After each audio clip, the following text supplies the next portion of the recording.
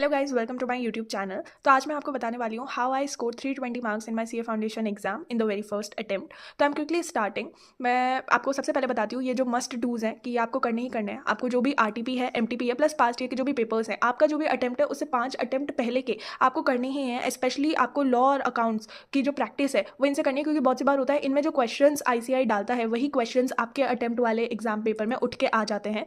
Then 2 subjects per day. मैं आपको ये एडवाइस करूँगी, जैसा कि मैं करती थी, मैं 2 सब्जेक्ट पर डे के करती थी। मैं चारों सब्जेक्ट एक साथ एक दिन में नहीं करती थी, उससे लेस क्लटर अप होता था मेरा माइंड। प्लस मैं एक हैवी सब्जेक्ट उठाती थी और एक लाइट सब्जेक्ट उठाती थी, बिकॉज इसमें रोटेशन करना बहुत ईजी होता है। प्लस ये बहुत ही इफेक्टिव भी वे है इन राइटिंग प्रैक्टिस। अगर आपको सब कुछ आता है आपके माइंड में एंड यू नो एवरीथिंग, लेकिन हाँ, अगर आप लिखना नहीं जानते हैं और आप ढंग से नहीं लिख पाते हैं, आपकी बिल्कुल भी राइटिंग प्रैक्टिस नहीं है इन अकाउंट्स और इन लॉ, ये जो भी सब्जेक्टिव पेपर है, तो बहुत सी बार ऐसा होता है कि आप एग्जाम में लिखने में आपको बहुत डिफिकल्टी फेस करनी पड़े। तो राइटिंग प्रैक्टिस के लिए आप क्या कर सकते हैं, आप कोई भी आरटीपी एमटीपी जब सॉल्व करें, आप उसमें से एक क्वेश्चन उठाएं और खुद से लिख के देखें कि मैं ये लिख पा रहा हूँ या नहीं। प्लस लॉ के जो भी आंसर्स है वो फ्रेम कर पा रहे हैं आपकी नहीं, because it is very important. Then 3 time revision is a must. अगर आप जनवरी वाला अटैम्प्ट दे रहे हैं या फिर अगर आप उसके बाद वाला भी अटैम्प्ट दे रहे हैं, तो पहले आप अपना पूरा कोर्स एक बारी कंप्लीट कर लीजिए। उसके बाद आप जो सेकेंड टाइम उसको रिवाइज करेंगे, तो आप जो भी चीज़ें उठा रहे हैं आप उनको देखें, आप उनको अच्छे से पॉलिश कीजिए।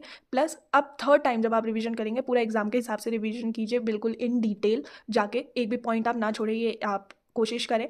Then 5th point is exercise, yoga और मेडिटेशन। एग्जाम जैसे जैसे पास आते जाते हैं हमारे माइंड में स्ट्रेस बढ़ता जाता है, सो टू रिड्यूस द स्ट्रेस और एग्जाम का जो प्रेशर है, और इवन जब आप एग्जाम लिखने बैठेंगे तो आपको बहुत ज़्यादा प्रेशर फील होता है। तो अगर आप कोई भी योगा या फिर आप मेडिटेशन करेंगे, इससे बहुत इफेक्टिवनेस आती है। अब हमारी बॉडी के अंदर हमारा माइंड हमारे कंट्रोल में रहता है।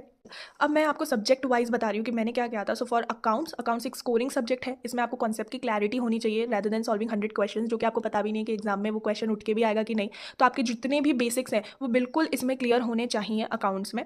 देन आईसीआई के जो भी इलस्ट्रेशन हैं, जो भी क्वेश्चन है, मल्टीपल टाइम्स आप उनको सॉल्व कीजिए, बिकॉज मोस्टली जो पेपर बैठता है वो हमारे आईसीआई के मॉड्यूल में से ही बैठता है, और कुछ आरटीपी एमटीपी में से आ जाते हैं, और कुछ एक दो पॉइंट्स हैं जो कि आपको थोड़ा दिमाग लगा के करने पड़ेंगे, लेकिन अगर आपके बेसिक्स क्लियर है तो वो भी आपको आ जाएंगे। एग्जाम में आपको हमेशा ईजी क्वेश्चन पहले करना है, और आपको कुछ पोर्शन ऑफ मार्क्स जो है वो अपने पास सिक्योर कर लेने हैं। उससे आपको जो बचे हुए क्वेश्चंस रहेंगे, अगर आपको वो फॉर एग्जांपल नहीं भी आ रहे हैं, तो आपको स्ट्रेस कम होगा और आप उनमें कम वरी करेंगे। तो सबसे पहले इजी क्वेश्चंस आप उठाएं, और अकाउंट्स को डेली, आपको अकाउंट्स के जो भी फॉर्मेट्स हैं, अगर कुछ फॉर्मूलाज वगैरह है तो आपको डेली रिवाइज करने हैं। Then maths, quants and stats, ये तो एक स्कोरिंग सब्जेक्ट है, एमसीक्यू बेस्ड है, तो प्रैक्टिस इसमें सब कुछ है। इसमें आपको जितने भी फॉर्मूलाज हैं उनको डेली रिवाइज करना है, बिकॉज मोस्टली फॉर्मूले का ही खेल है यहाँ पे। इसमें आपको जो भी ईजी मार्क्स है वो पहले सिक्योर कर लेने हैं। एंड अगेन जो इसका 4th पॉइंटर है वो बहुत ज़्यादा इंपॉर्टेंट है। कितने क्वेश्चन अटेम्प्ट किए हैं वो मैटर नहीं करता, आपने करेक्टली कितने क्वेश्चन अटेम्प्ट किए हैं वो मैटर करता है। कोई भी अपना मार्क नेगेटिव मार्किंग में लूज ना किया है, तो यहाँ पे एक्यूरेसी ज़्यादा इंपॉर्टेंट है रैदर देन अटेम्प्ट्स।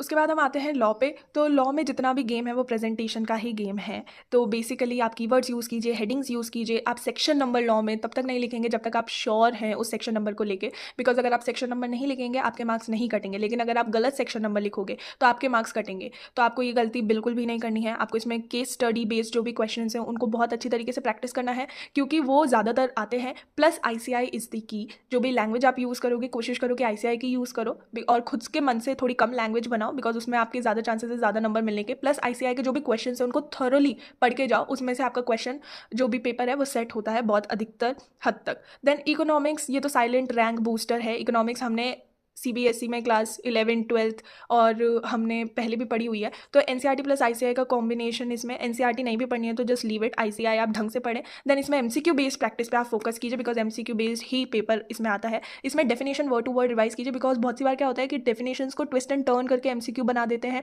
और वो चारों ऑप्शन आपको इतने सिमिलर लगेंगे उसको ट्रिकी करने के लिए। तो इसमें जो आपको डेफिनेशन है वो तो वर्ड टू वर्ड ही पढ़नी है। प्लस आपको इस पर फोकस होना चाहिए क्लैरिटी एंड स्पीड, क्योंकि एमसीक्यू बेस्ड पेपर है, इसमें आपको लिखने नहीं बैठना है, तो आपको क्लैरिटी होनी चाहिए, क्योंकि 4 ऑप्शन दे देंगे एंड उसमें आप जो है ट्रिकी क्वेश्चन ज़्यादा बनेंगे। और स्पीड होनी चाहिए इतने सारे क्वेश्चन सॉल्व करने के लिए। मैं 320 मार्क्स स्कोर किए हैं, that was heavily supported by MCQ papers only. तो अगर आपका सब्जेक्ट भी ऐसे हैं, ये 2 सब्जेक्ट स्ट्रॉन्ग है तो आप इनको और स्ट्रॉन्ग करके जाएँ because they are a great help.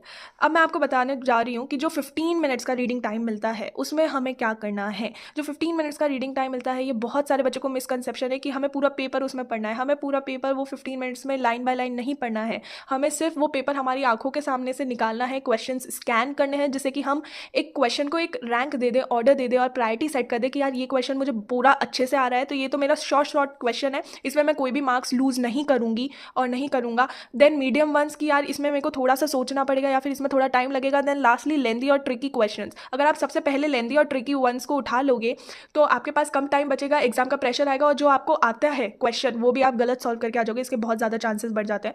तो हमेशा पेपर को एक स्ट्रैटेजिक वे में आप सॉल्व कीजिए, इसलिए वो 15 मिनट का रीडिंग टाइम दिया गया है। हमेशा इट इज़ एडवाइजेबल कि आप जो भी क्वेश्चंस हैं जो वो पेपर के ऑर्डर में ना लिख के अपने कॉन्फिडेंस के ऑर्डर पे लिखिए। जो आपको लगता है कि ये क्वेश्चन मुझे बेस्ट तरीके से आता है, आप उसको पहले सॉल्व कीजिए, क्योंकि ये एक तरीके का नैरेटिव बना देता है चेकिंग, जो आपका क्वेश्चन पेपर चेक कर रहे हैं, एग्जाम शीट चेक कर रहे हैं, उनके मन में भी। अगर आप पहला ही क्वेश्चन गलत सॉल्व करेंगे और पहला ही क्वेश्चन ऐसा सॉल्व करेंगे जिसमें आपको कॉन्फिडेंस ही नहीं दिख रहा, so it kind of sets a tone in the teachers mind कि ओके ये स्टूडेंट ऐसा है। तो हमेशा अपने कॉन्फिडेंस के ऑर्डर में और बेस्ट क्वेश्चन जो आप प्रेजेंट करें वो पहले करें, और एमसीक्यू के लिए ईजी एमसीक्यू आप पहले उठाएं और जो कैलकुलेटिव वन से जिसमें ज़्यादा टाइम लगेगा वो बाद में करें, बाद में उठाएं।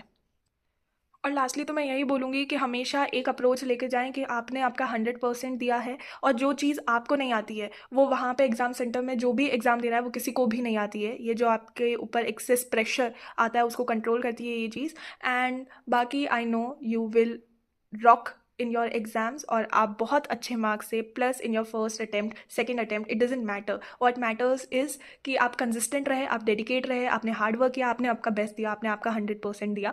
And all the best for your exams. 320 comment कर दीजिएगा कमेंट सेक्शन में फॉर मी टू नो कि हाँ आपने ये वीडियो एंड तक देखी है। Plus do like, share and subscribe to my channel. अगर मैं आपको थोड़े भी तरीके से मोटिवेट कर पाई हूँ और कुछ भी मैंने इन्फॉर्मेटिव शेयर किया हो, do engage on my video. Thank you so much.